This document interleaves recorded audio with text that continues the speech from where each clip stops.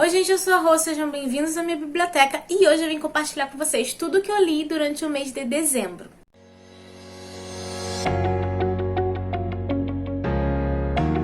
Eu sei que alguns de vocês devem estar considerando esse vídeo um pouco atrasado, mas não, gente, é porque até o último dia de dezembro eu tava lendo, então eu não podia gravar e esse ser tipo o primeiro vídeo de janeiro, né?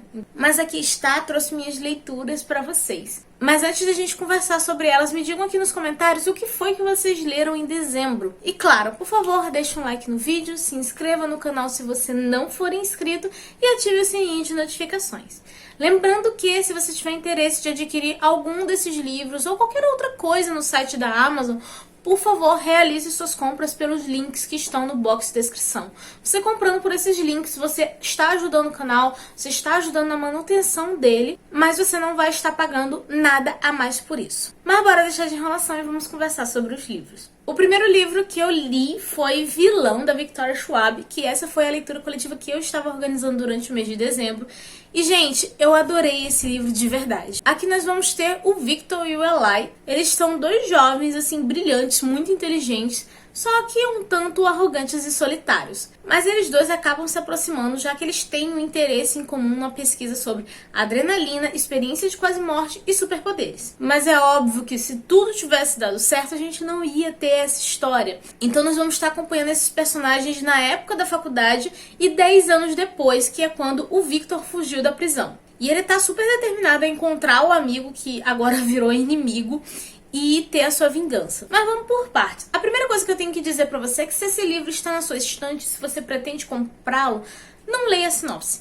Porque eu acabei de falar tudo o que você precisa saber pra poder começar essa história. Sério, o máximo é esse. A sinopse desse livro entrega muitos spoilers. A Victoria Schwab faz um excelente trabalho quando ela conta essa história através de presente e passado, porque ela vai nos dando espaço para criar teorias sobre o que pode ter acontecido e a gente ficar realmente entretido com os acontecimentos.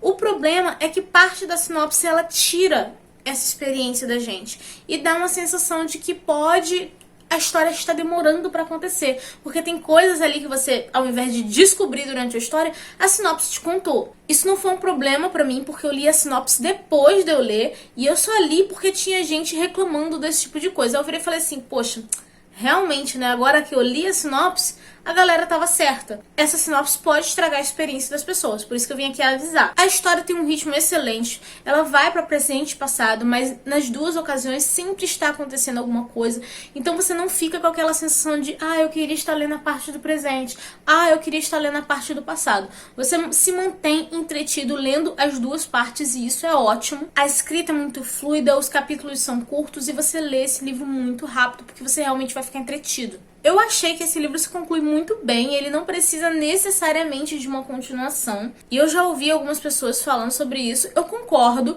mas eu quero muito ler a continuação. Só para eu poder ver como que a autora vai trabalhar algumas regras desse universo que ela criou e também algumas consequências de atitudes dos personagens. Eu realmente adorei esse livro. E o único problema, assim, que eu vi nessa história é que ela tem algumas conveniências de localidade. Eu achei que a autora deixou os personagens muito próximos pra planejar um encontro ali entre eles. Isso me incomodou um pouco, porque eu achei que foi conveniente. Mas como eu gostei de todo o resto da história, eu não me incomodei tanto com isso e eu acabei deixando essa passar. Esse foi o único problema que eu realmente vi nesse livro, mas eu adorei o resto. Também li um HQ que foi Klaus, mas essa daqui já tem resenha no canal, vou deixar nos cards pra vocês conferirem, tá bom? Nossa, Roma, você nem vai comentar sobre o que é mais ou menos a história? Não. Sabe por quê? Porque vocês ficaram me pedindo um vídeo especial de Natal. E o vídeo foi esse, agora vocês vão lá assistir, tá? O link nos cards. Li também Território Lovecraft e aqui nós vamos ter o Atticus, que ele é um jovem negro, veterano da Guerra da Coreia. Só que quando ele descobre que o pai está desaparecido, ele acaba voltando para a terra natal e junto com o tio e a amiga eles vão tentar descobrir o que aconteceu. E durante essa busca, esse grupo vai acabar encontrando sociedades secretas, rituais sanguinolentos e o preconceito de cada dia. Esse livro tem uma estrutura que é bem bacana, onde são vários contos que se interligam montando uma única história, que no caso é a do Áticos. Eu adorei o fato dela misturar o terror sobrenatural com o terror real, que é o racismo. E assim, a parte sobrenatural realmente empolga a gente, porque eu fiquei muito entretida querendo entender essa sociedade secreta e a magia que estava envolvida ali. Mas o que realmente traz o terror para esse livro é o racismo das pessoas. Tinha cenas que eu realmente ficava muito tensa lendo, porque eu sentia que os personagens estavam correndo perigo, mas esse perigo nunca era ligado ao terror sobrenatural. Eu acabei entrando em conflito com um determinado pensamento que me surgiu durante essa leitura, porque sempre que eu tô vendo um filme de terror, que eu tô lendo um livro de terror, eu fico constantemente pensando, sai daí, vai embora, eles vão matar vocês, corre, esse tipo de coisa. E eu senti isso em muitas partes desse livro. Só que aqui era o dia a dia desses personagens. Então eu pensava isso e logo depois vinha um pensamento de, eles não têm que sair dali. Eles estão no direito deles. Eles têm o direito de estar ali como todo mundo. Porque eles estavam realmente lutando contra o racismo e lutando para ter o seu espaço. Eu adorei a história como um todo, né? Os contos, o enredo geral, tudo como se montou. Mas esse livro me ganhou porque o autor me fez entender o medo que os negros sentiam. Tanto naquela época, onde a segregação era muito forte, e o medo que eles sentem ainda hoje em algumas ocasiões. Eu provavelmente ainda vou fazer um vídeo exclusivo pra vocês sobre esse livro, porque eu comecei a assistir a série da HBO. E, inclusive, eu já adianto que eu tô gostando bastante da série, mas eu queria trazer um vídeo bem bacana e completo pra vocês sobre o assunto desse livro e da série. Li também uma fantasia nacional, que foi a leitura coletiva do time DLX de dezembro, que foi Ordem Vermelha, Filhos da Degradação. Aqui nós vamos ter o último lugar habitável da Terra, e nele moram anões, humanos, sinfos, gigantes e algumas outras raças. E todos eles são obrigados a servir a deusa Una sem questionamentos. No entanto, tem um grupo ali de rebeldes que estão dispostos a tirar essa deusa do trono. E nós vamos estar acompanhando a jornada de 4 heróis improváveis com esse objetivo. Eu adorei essa fantasia, ela tem excelentes cenas de ação, ela realmente consegue envolver a gente na trama. Os personagens são muito cativantes, a gente realmente compra a ideia deles, sabe? Deles fazerem essa revolução. E o autor ainda traz a representatividade, que sinceramente eu acho um pouco difícil de encontrar na maioria dos livros de fantasia. Mas aqui ele insere isso de uma forma extremamente natural e, tipo, eu adorei de verdade. Mas eu preciso dar um pequeno aviso pra vocês. Nas primeiras 50 páginas desse livro eu fiquei um tanto perdida a respeito das raças envolvidas ali, dos personagens e até mesmo sobre a localidade. Mas o que acontece? Eu dei uma de lerda e demorei 50 páginas pra descobrir que tinha um glossário no final do livro. Então assim, gente, quando vocês forem pegar esse livro pra ler, deem atenção ao glossário porque ele está no final do livro. E outro ponto também é que todo livro de fantasia, pelo menos a maioria deles, vem com um mapa. E esse aqui eu tava achando estranho porque ele não vinha com mapa, né? Normalmente vem ali no início. Depois eu descobri que vem no meio do livro. Ele tá no meio, gente, sério. Então, assim, descobrir isso 50 páginas depois de já ter começado me atrapalhou um pouco, né?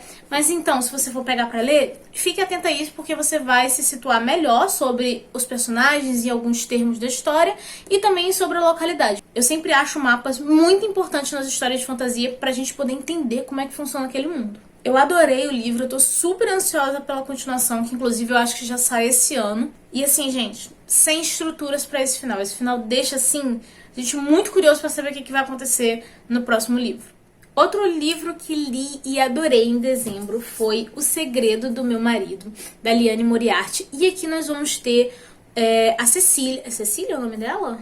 Aqui nós vamos ter a Cecília, que ela encontrou uma carta que o marido deixou pra ela.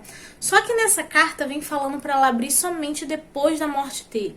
O problema é que o homem tá vivo. E essa carta guarda um segredo que pode mudar não só a vida deles, mas como de várias pessoas em volta. E além da Cecília, nós também vamos ter como protagonista a Rachel e a Tess. Nessa história, a Liane vai basicamente estar fazendo um convite pra gente refletir sobre o fato de será que a gente realmente conhece o nosso parceiro e até se conhecemos nós mesmos. Ela também vai estar abordando o tema de maternidade, porque aqui nós vemos a relação de várias mães assim com seus filhos, né, em diferentes idades. E nós percebemos que a mãe da gente vai ser sempre o nosso porto seguro, mas que em algumas ocasiões elas podem acabar tendo sentimentos muito egoístas e até mesmo prejudiciais aos filhos, já que algumas acabam desenvolvendo uma certa dependência emocional. Ela também vai estar abordando a questão da competitividade feminina e a pressão psicológica que as mulheres sofrem a respeito de ter um corpo perfeito. O que eu acho mais legal nas histórias da Liane é que os personagens são muito humanos. Eles têm muitas falhas e eu adoro o fato dela fazer a gente entender qual é o raciocínio que o personagem está tendo, mesmo que a gente não concorde com as atitudes dele. Eu não estava satisfeita com as escolhas de alguns deles e, assim, eu nem podia reclamar porque tudo estava sendo muito bem construído no decorrer da história. Mas quando eu li o epílogo, eu simplesmente aceitei o final da situação ali dos personagens. Porque basicamente esse epílogo é como se a Liane estivesse dando uma chinelada na nossa cara e dizendo: você não pode determinar qual é a melhor opção se você não sabe o futuro. Então, mesmo não concordando com os personagens, eu já estava adorando a história. E quando chegou nesse epílogo, eu virei assim: não, tudo bem, Liane, adorei, obrigada. Foi isso, entendeu? Essa foi a minha reação. Então, assim, gente, eu adorei esse livro e super recomendo. Li também 9 Desconhecidos, da Liane Moriarty, né?